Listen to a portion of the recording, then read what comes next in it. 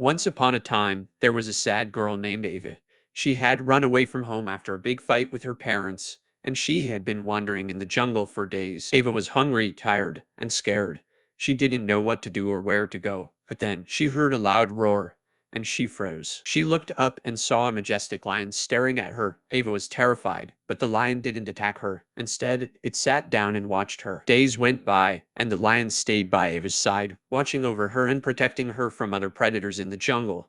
Ava began to feel safe and comfortable around the lion, and she started to talk to it, telling it about her troubles and worries. The lion couldn't understand her words, but it could sense her sadness and fear.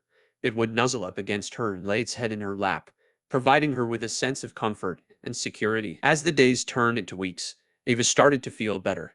She had made a friend in the jungle, and she knew that the lion would always be there for her. But then, one day, Ava heard the sounds of rescue workers calling her name.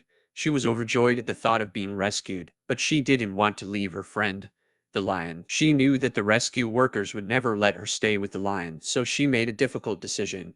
She hugged the lion and said goodbye, promising to never forget the kindness it had shown her. Ava was rescued and reunited with her family, but she never forgot the lion who had protected her in the jungle.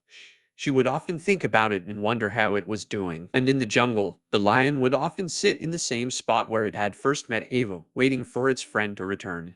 It never did, but the lion was content knowing that it had helped someone in need and had made a true friend. As time went on, Ava grew up and became a successful wildlife conservationist. She dedicated her life to helping animals in need and protecting their habitats. One day, while she was working in the jungle, she came across a lion that looked familiar. As she approached it, she realized that it was the same lion that had protected her all those years ago. Ava was overjoyed to see her friend again.